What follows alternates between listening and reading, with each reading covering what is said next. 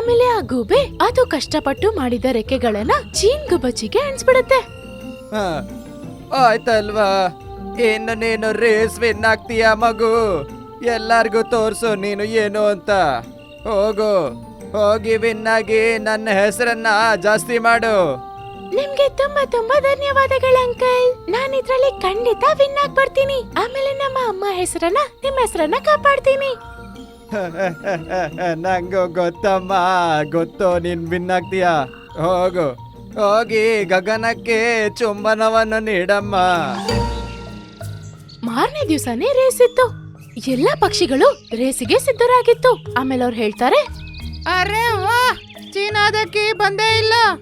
ಅದಕ್ಕೆ ಗೊತ್ತಾಗಿದೆ ಅನ್ಸುತ್ತೆ, ಸೋಲುತ್ತೆ ಅಂತ ಅನ್ಕೊಂಡು ರೇಸ್ಗೆ ಬಂದಿಲ್ಲ ಅವಳು. ಎಲ್ಲರೂ ಈ ತರ ಹೇಳಿ ಮಾತಾಡ್ಕೊಂಡಿರೋವಾಗ ಚೀನ್ ಗುಬ್ಬಚ್ಚಿ ದೊಡ್ಡ ದೊಡ್ಡ ರೆಕ್ಕೆಗಳೊಂದಿಗೆ ಅಲ್ಲಿಗೆ ಬರುತ್ತೆ. ಅದು ನೋಡಿ ಎಲ್ಲ ಶಾಕ್ ಆಗ್ಬಿಡ್ತಾರೆ. ಆಮೇಲೆ ಚೀನ್ ಗುಬ್ಬಚ್ಚಿ ಅದರ ದೊಡ್ಡ ದೊಡ್ಡ ರೆಕ್ಕೆಗಳಿಂದ ತುಂಬಾ ಹೈಟ್ ಆಗಿ ಹಾರತ್ತೆ. ಆಮೇಲೆ ತುಂಬಾನೇ ಬೇಗ ವಾಪಸ್ ಬಂದ್ಬಿಡತ್ತೆ.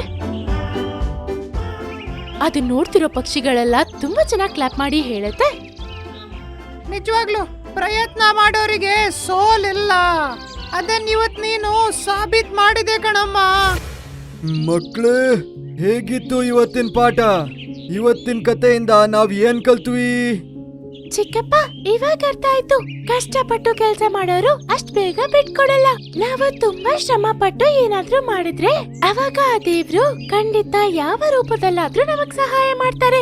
ಆ ಗೂಬೆ ಬಂದು ಗುಬ್ಬಚ್ಚಿಗೆ ಸಹಾಯ ಮಾಡ್ದಂಗೆ, ಆಮೇಲೆ ಅದಕ್ಕೆ ರೆಕ್ಕೆ ಕೊಟ್ಟಂಗೆ.